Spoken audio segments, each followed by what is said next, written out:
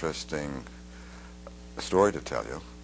It's of a minister who had found he was talking with a condition called spasmodic dysphonia. And he tells the story very dramatically. Listen to the voice that he's using and ask yourself, is there something wrong with the audio? Or then ask, is there something wrong with the person's voice? Let's listen to the Reverend James Johnson with spasmodic dysphonia. I've been having a chronic voice problem since about 1978. That has been finally diagnosed as being spastic dysphonia as of March of this year. That's what I've been told. Tell me the history of this problem. Oh, okay. It first started late in 78 after I had been a large congregation of about 3,000 people alone for a time, and I just was vocal fatigue. The recording of James Johnson was made approximately 20 years ago. You're listening to the audio. James Johnson joined with me on a national TV program, and the host was a very charming, wonderful young lady. She was quite taken with Reverend Johnson's odyssey from the strangled voice, spasmodic dysphonia, to a normal, cured voice of the condition. As you know, spasmodic dysphonia is said medically and academically and across the board. There are no cures of spasmodic dysphonia. It's incurable and hopeless. Let's take a listen to the interview with Reverend James Johnson. If you've ever listened to yourself on tape, then you probably think, oh, I can't believe I sound like that. I've got to change. And the first way most of us want to change is to drop the voice. There are other difficulties that occur with the voice, too. And we're going to talk about one of those with a man who has definitely experienced some difficulties with his voice. He is Pastor James Johnson, and we welcome him to Cope. Hello, Jim. Good morning, Karen. I'm so glad you're here. Thank you. Thank you for coming down and for being willing to talk with us about your story. Mort, if you will, define spasmodic dysphonia, and then we're going to show a clip of what Jim sounded like. How long ago, Jim? That was about 8 years ago. About 8 years ago. Right. Okay. What is it? It's they're strangling us down here, talking like, and the voice comes out. It's like somebody is strangling you with their hands. And I call it the strangled voice. It's like talking with the brakes on, and there's nothing coming out, and your eyes pop out, and you wonder what's happening to you. It's called spasmodic dysphonia today. It was called spastic dysphonia. It's considered to be hopeless, and I say it has a cure by direct voice rehabilitation, despite what medicine and what speech pathologists say. And I'm a speech pathologist. Yes, you are. And I'm trying to tell them, hey, there is a cure and there's a recovery by what I'm doing, but they apparently don't listen and they ignore it. Right now, our director tells me that we have queued up a tape of your voice prior to the work with Dr. Cooper and some of the way it sounds. Let's roll that tape. I've been having a chronic voice problem since about 1978. That has been finally diagnosed as being spastic dysphonia as of March of this year. That's what I've been told. Tell me the history of this problem. Oh, okay. It first started late in 78 after I had been a large congregation of about 3,000 people alone for a time, and I just was vocal fatigue. That makes me tired. I want to help. I want to say, Right. Tell us how you felt with that. Now, you are a pastor. That means, in my situation, standing up and speaking, under my definition? Correct. I am a pastor in the Lutheran Church, and of course it involves many public functions and always standing before people, whether a Sunday morning or a class or a counseling situation, and using one's voice. Yeah. And it was very tiring to try to struggle with that voice. I would think not just tiring from a physical standpoint, but emotionally, relationally. very much so. I would also think that some of your parishioners might be hesitant to come to you with a problem because it makes you tired to talk with you like that. Yes, it really became a barrier between me and people, because when you can't communicate, you're cut off from people. And even though I was in the occupation of working with people, they were hesitant. I know they were. What about relationships with your family? Well, with my family, it was a matter of their love that would always carry me through. But of course, it put a strain on things because we didn't really know if I would need to make a career change. I would think, too, that it would be just difficult to talk with you, frustrating, that perhaps Claudia, your wife, would want to finish your sentences for you. Yes, she would sometimes help me out with that. Or if we were going through a drive-through a fast food place and talk to one of those machines, I could never get an order out. So she would have to yell it out across from me in order we want to... Yes, right, yes, because I would just choke up and the person there would wonder what's wrong with me. When did this begin? It began in 1978. I had been in the ministry about 2 years, serving in a large church of about 3,500 people. And it came on gradually as a hoarseness. I thought it was a bad cold, which never got better and only got worse. And what all did you do to fix this? Well, I first tried local speech therapy in our area in various communities. After that did not help, I tried biofeedback, I tried hypnosis, I tried counseling. Medication? Vitamins. People suggested that maybe if you watch a certain diet, take vitamins and supplements, that might help. Yeah. I tried almost anything people suggested. Of course, I would think so. And then what? Well, finally, in 1986, I went to Mayo Clinic in Rochester, Minnesota. And there, for the first time, I was given a name to my condition.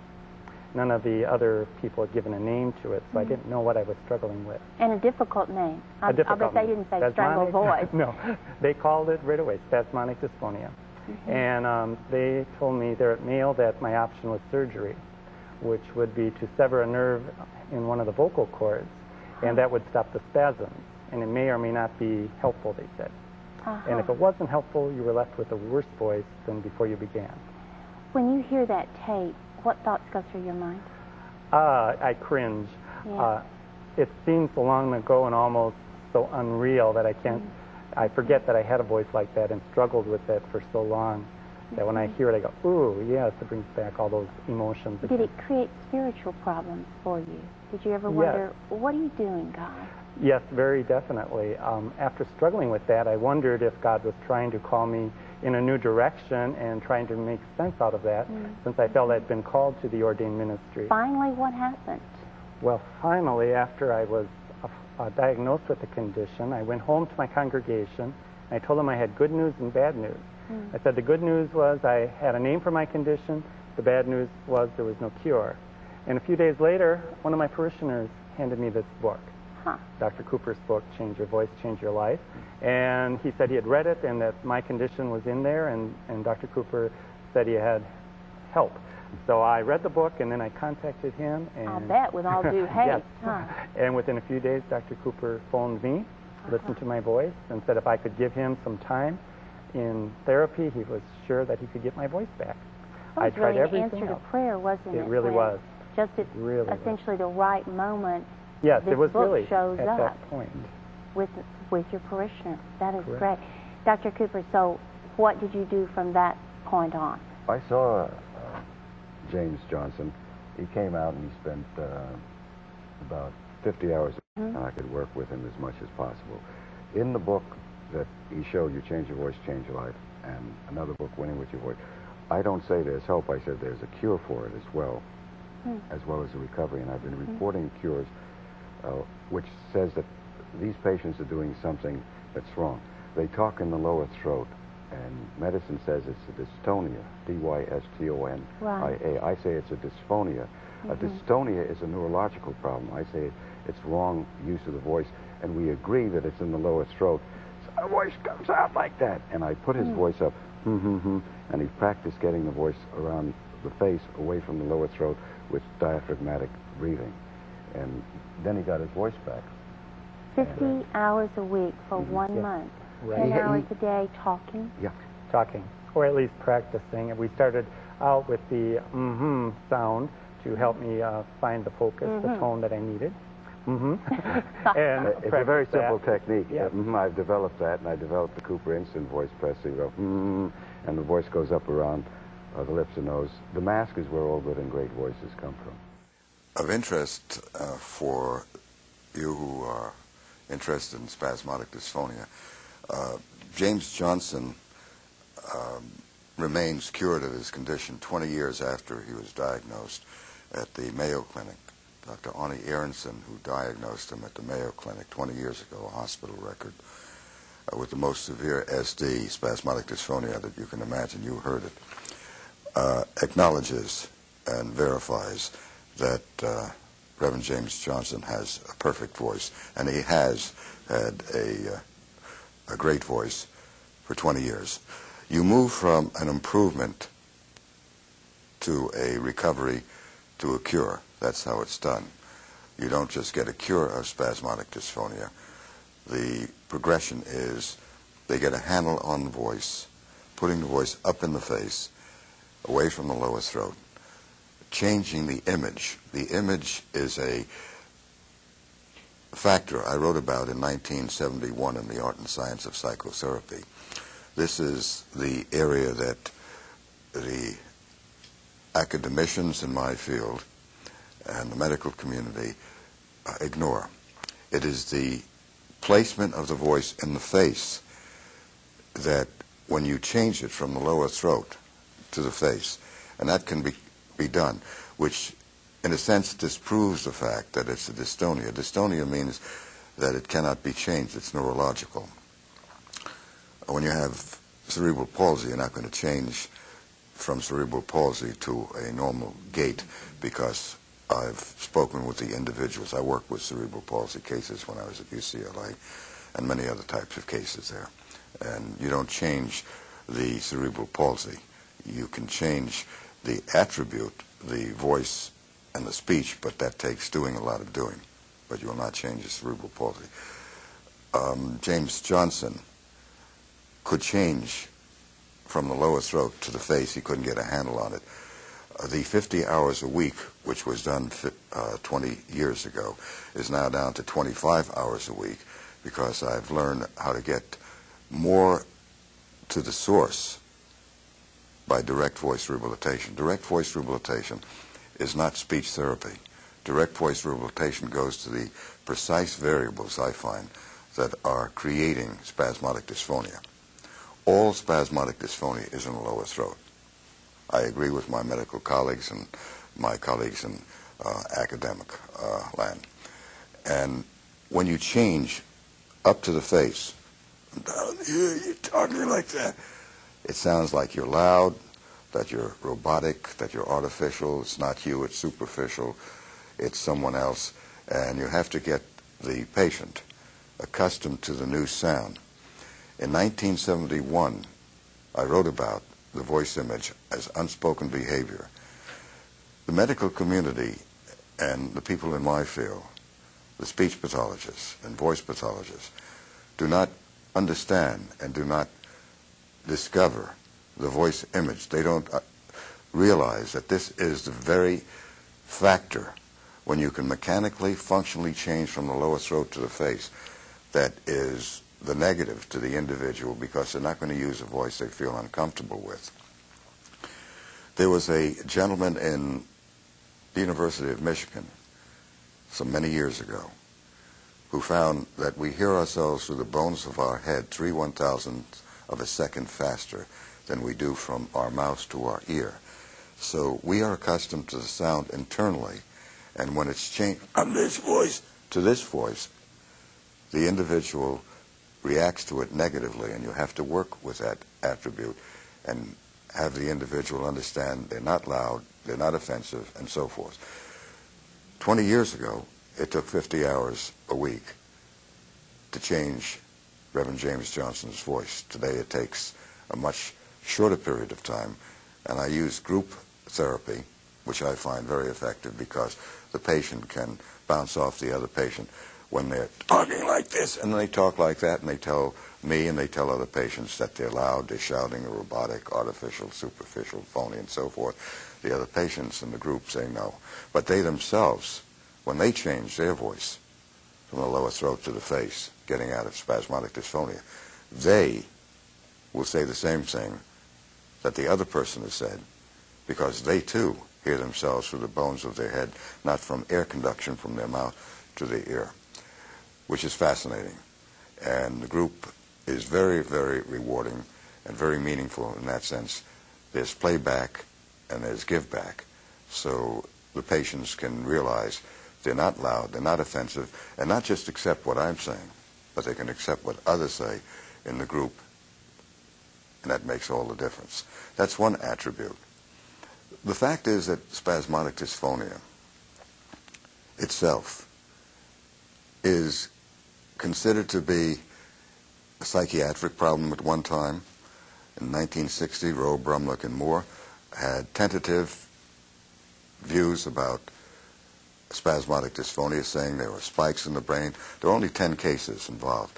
That study by Rowe, Brumlick, and Moore has been the foundation for the neurological belief that SD is a dystonia, possible dystonia. It was never proven, and the study indicated very, very clearly that it was just a tentative, inconclusive view. Some of the 10 cases had spikes in the brain. I think the spikes in the brain come from the forcing in the voice down the ear, and the eye spasms, and the neck spasms, and the back spasms. I've been able to remove those spasms, I know it's hard to believe, by changing the voice from the lower throat to the face with midsection breath support, with the patient understanding the image. Let's take a listen to an additional segment of Reverend James Johnson's new voice. I have had numerous calls and letters from people from all over the country. I think God does that. Yes, I think so. So I felt there was a very direct purpose here for my going through the whole experience and finding Dr. Cooper and being able now to share the message. There is some hope out there. That really is a witness. And normally we don't hear about people being healed or cured from some type of voice situation. I have a textbook, and I have these books, and I have an audio and a video of recoveries from James Johnson's strangled voice. An audio and a video on that very thing showing recovery and cure. The medical people say that's impossible, and they don't allow me into the medical meetings. And I would think you've gotten a lot of criticism from refusing to go from a physiological or a medical model, but rather going with a functional or a misuse type of model. Yeah, I say it's educational and rehab in nature, and they're saying it's a neurological problem. They also believe it's genetic. They, in a sense, are simply not aware or not willing to accept the fact that there are cures, although there are cures. And I've been doing it for 20 years, and I reported in the top journal, and they know that, but... How did you get this idea that maybe we need to look at something besides a medical model? I was a professor at UCLA Medical Center and ran the voice and speech clinic for them in part. And we never had one success, not one success by the medical model, which means we're using drugs and pills and shots. Surgery. And that. Then I left the medical center about 10 years after, and I went to private practice. I'm in West Los Angeles. And I began to report cures because I use this technique, the Cooper Instant Voice Press, and